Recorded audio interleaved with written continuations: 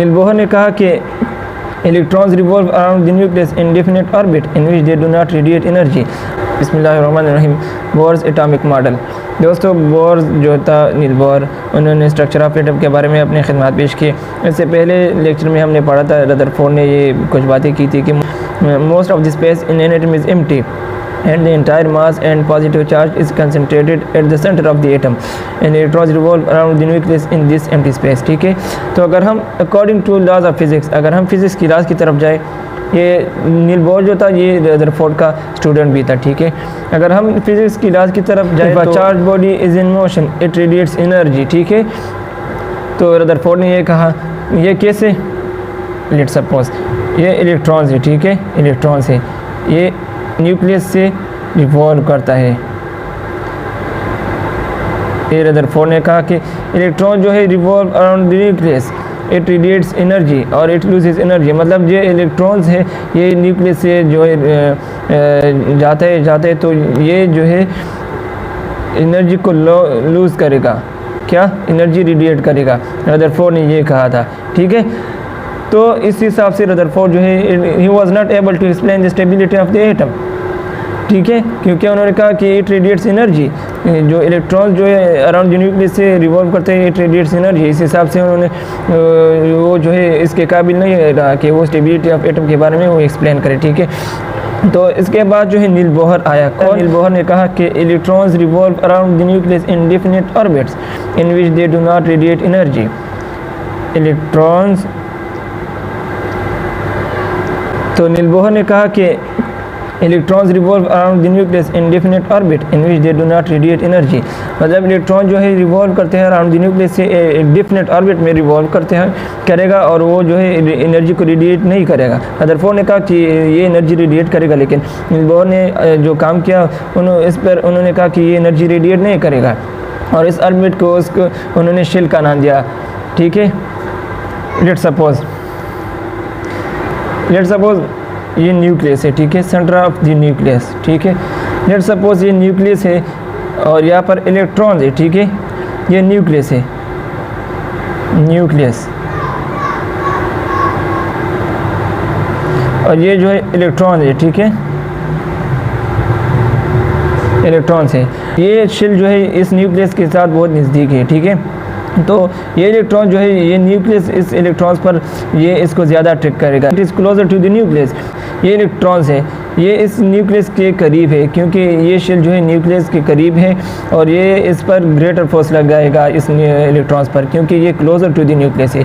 और इसके बरक्स अगर हम जाए तो ये इलेक्ट्रॉन्स ले, अगर मूव अवे जाए तो ये इलेक्ट्रॉन्स अगर ले तो ये और इस न्यूक्लियस और इस इलेक्ट्रॉन्स के दरमियान ये न्यूक्लियस इस इलेक्ट्रॉन्स पर लेसर फोर्स लगाएगा क्योंकि ये अवे फ्रॉम न्यूक्लियस है, इसके दरमियान जो है फासला बहुत ज़्यादा है। ठीक है, और इसके बरक्स अगर हम देख लें कि ये इलेक्ट्रॉन्स है, लेट्स सपोज ये इलेक्ट्रॉन्स है, अगर हम इसको मूव अवे करते हैं, मतलब इस शेल से हम इस शेल को लेकर आते हैं तो इसको हम कैसे लेकर आएंगे,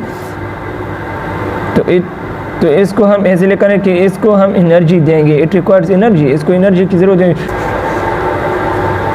नील बोहर ने ये तीन बातें की थी। इसमें पहली बात ये थी कि electrons revolve around the nucleus in fixed orbit. इस ऑर्बिट को हम क्या कहते हैं, शेल कहते हैं। क्या, शेल। शेल क्या होता है, शेल मतलब K shell, L shell, M shell, N shell. Let's suppose ये न्यूक्लियस है, ये फर्स्ट शेल हो गया, ये सेकंड शेल हो गया, ये थर्ड शेल हो गया। ठीक है, ये फोर्थ हो गया।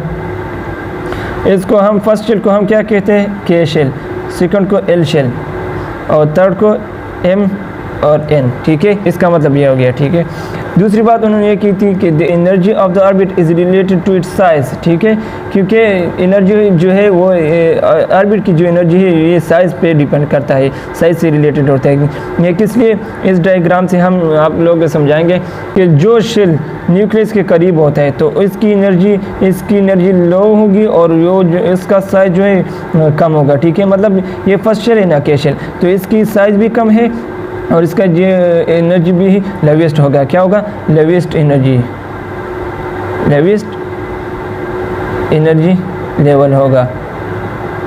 ठीक है, क्योंकि ये न्यूक्लियस के करीब होता है और वो जो है इसका साइज़ भी कम होता है। ठीक है, दूसरा चीज़ जो है वो उसका एनर्जी थोड़ा सा हाई होता है और तीसरा उससे भी हाईएस्ट होता है। ठीक है, तीसरी बात उन्होंने ये की थी कि एनर्जी इज एब्जॉर्ब्ड और emitted when an electron moves from one orbit to another, it does not radiate energy। मतलब एनर्जी जो है या एब्जॉर्ब होगा या एमिट होगा। अगर हम इलेक्ट्रॉन्स को जो है एक ऑर्बिट से दूसरे ऑर्बिट को ले जाते हैं तो ये एनर्जी रेडिएट नहीं करेगा, या तो एब्जॉर्ब करेगा या एमिट करेगा, रेडिएट नहीं करेगा। ठीक है, तो यहाँ पर क्वेश्चन होता है according to Bohr which orbit has minimum energy, कौन से ऑर्बिट की एनर्जी मिनिमम होगी?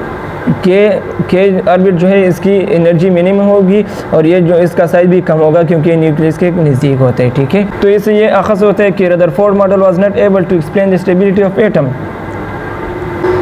Rutherford model was not able to explain the stability of atom. ठीक है, क्योंकि उन्होंने कहा था कि इलेक्ट्रॉन जो है वो रिवॉल्व करते हैं अराउंड द न्यूक्लियस से और वो इट रेडिएट्स एनर्जी, ये एनर्जी को रेडिएट करेगा। तो ये इस हिसाब से ये स्टेबिलिटी ऑफ एटम उन्होंने उसके काबिल नहीं रखे वो एक्सप्लेन करे। नील बोर जो था he was able to explain the stability of atom, ये इसलिए उन्होंने एक्सप्लेन किया stability of atom Niels Bohr ने, क्योंकि अगर हम इलेक्ट्रॉन्स को मूव अवे करते हैं न्यूक्लियस से, ठीक है, अगर हम इलेक्ट्रॉन्स को मूव अवे करते हैं न्यूक्लियस से, मतलब इस स्टेट से इस स्टेट तक लेकर आते हैं, तो उसको या तो ये एनर्जी इमिट करेगा या एब्जॉर्ब करेगा, लेकिन रेडिएट नहीं करेगा। ठीक है, रदरफोर्ड ने कहा ये रेडिएट करेगा, तो इसलिए वो एक्सप्लेन नहीं कर सका स्टेबिलिटी ऑफ एटम को, उसके काबिल नहीं रहा। और नील बोहर इसलिए काबिल रहा कि उन्होंने कहा कि अगर हम इलेक्ट्रॉन्स को एक ऑर्बिट से दूसरे ऑर्बिट तक ले जाते हैं तो वो एनर्जी है तो वो इमिट करेगा या एब्जॉर्ब करेगा, लेकिन रेडिएट नहीं करेगा। ठीक है,